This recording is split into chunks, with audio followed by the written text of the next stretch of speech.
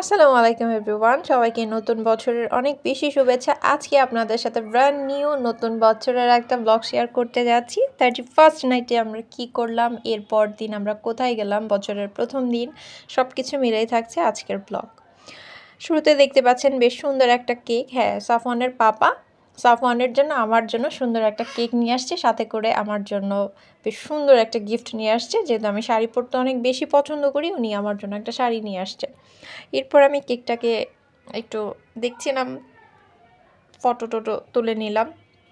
এরপর আমি আমাদের রাতের ডিনারের জন্য চিকেন বেক করতে দিয়ে দিলাম। ম্যারিনেট করে রেখেছিলাম আগেই। সাফওয়ানও চিকেন খেতে অনেক বেশি পছন্দ করে। তো দেখেন, সাফওয়ান ওয়েট করছিল, আমার চিকেনটাও অলরেডি হয়ে গিয়েছে। তো এটা আমরা পরাঠার সাথে খাবো। এটা আমাদের ডিনার ছিল 31st। এরপর দিন সকালে বাবার বাড়িতে চলে গেলাম। তো নতুন বাড়িতে হালকা পাতলা একটু মিলাদ মাহফিল হবে।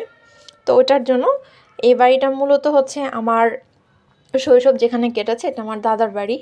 তো আমার ভাই এখানে বাড়ি করেছে, ওইটাই ওর বাড়িতে, ওখানে গেলাম দেখতে। তো এখানে মিলাদ মাহফিলের পর এখানে খাওয়া দাওয়া হচ্ছিল। এখানে আমার বড় মামা, আমাদের মসজিদের ইমাম সাহেব, আমার চাচা, তো সবাই।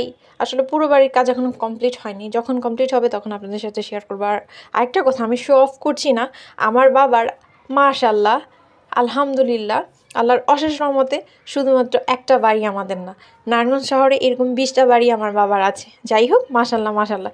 এরপর খাওয়া দাওয়া শেষ করে সবার সাথে দেখা সাক্ষাৎ করে আত্মীয় স্বজনের সাথে আম্মু আমাকে নিয়ে চলে গেলো সায়েম প্লাজাতে কেনাকাটা করার জন্য।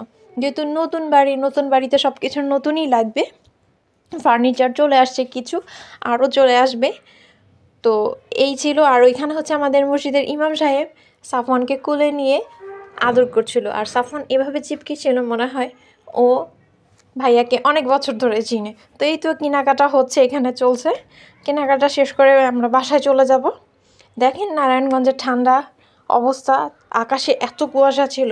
তো সবাই ভালো থাকেন, আজকের মতো এখানে শেষ করে দিচ্ছি।